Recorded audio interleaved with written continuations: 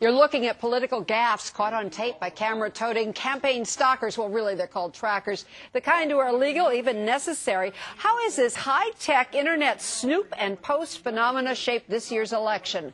Our guests know. Here in the studio, well, gotcha. We see you, Jonathan Wilcox, all dressed up for casual. Annenberg School of Communication, Republican campaign guy for Darrell Issa and Governor Pete Wilson. And Jeremy Thompson, a real-life tracker, I guess, for Governor Gray Davis at one point. Steve Wesley. I'll tell you, if you want to clear a room, all you have to do is say, would you please give us a couple of trackers that we could interview about this? Democrats, yes, then no. Republicans, no call back. I got to ask you guys, I mean, think about all the dumb things that we say, me too, and I know it, day in and day out, caught on tape. These politicians are out there, and I guess, is there a higher standard or what? How does it work? Well, I think the Jefferson line was when you assume a public trust, you should consider yourself public property. And this plays into it a little on that. Candidates are on the record, and I think the real point is that the tracking is about expanding the public discourse. It gives people access. In a state as big as California, a citizen can't be at every event, and the candidate certainly can't be everywhere in this state. It lets people see that. It also offers accountability. It holds candidates to their things. If they know there's a camera rolling, they may be less inclined to pander or to flip-flop or to otherwise change their story from one audience to the other.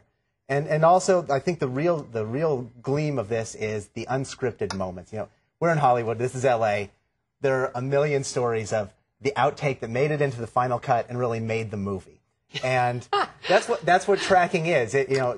Campaigns are so programmed. This gets those moments when they go off script. You can see what a candidate's really about. Jonathan Wilcox, you are Hollywood celebrity PR over there at the college. Tell us your take. It's a casual look as well. Look, I want to say this, though. This is really campaigns and candidates having to make a real concession to a modern communications principle, and that is that we are in a very visual age, delivered to us almost all the time in real time. Campaigns are the ultimate scripted enterprises. Press releases, press conferences, commercials, and the like, appearances.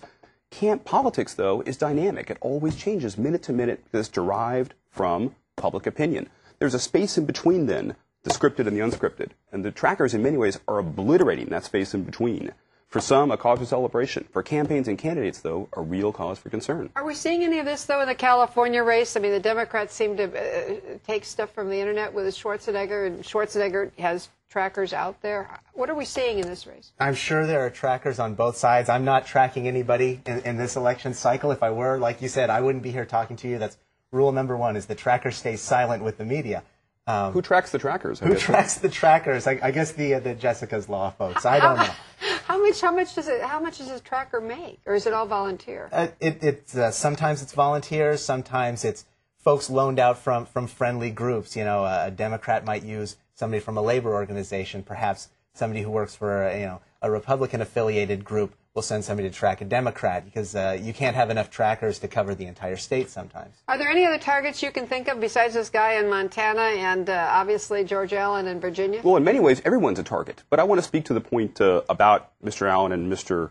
Senator Burns. Yeah. Look, Conrad Burns has been in the Senate for 18 years. George Allen, former congressman, governor, senator from Virginia. If their campaigns and their careers are derailed by a single word or being seen to doze off for a few minutes or a few seconds in a committee hearing, comments about undocumented workers as well, that they have on staff. If that derails an entire political career, many would suggest there is a larger problem than just the fact of people seeing that.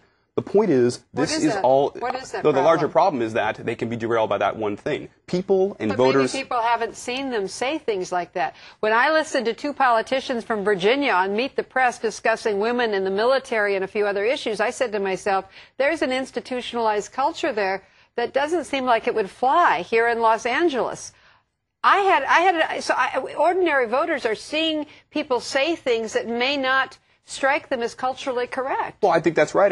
But then it's the responsibility and I think the obligation of candidates and campaigns to be interesting and to be novel and not have entire decades derailed by a single word. If they had built up a trust, built up a record, and built up a name, it wouldn't happen. They're going to give us the hook, but I want to ask you something. Al Gore made fun of on the Internet by a Republican lobby firm in Washington. It was deemed to be an animation from Beverly Hills. How do you believe anything you see real quick? I don't know. Seeing is believing. Film is truth 24 times a second, or lies, depending on whose perspective you're getting. Jonathan? If there's any concern, I'd say that people may become less inclined to follow the news or watch a real debate. That cannot be a good thing. But the fact is, people will have this visual power and this imagery, and it's up to them to use it the right way. It's kind of the rock video sort of thing of political campaigning. Rock comes to politics. I don't know. Heaven forbid. Thank you, guys. We'll come back to you as the month goes on. Final comments right after this. Please stay with us.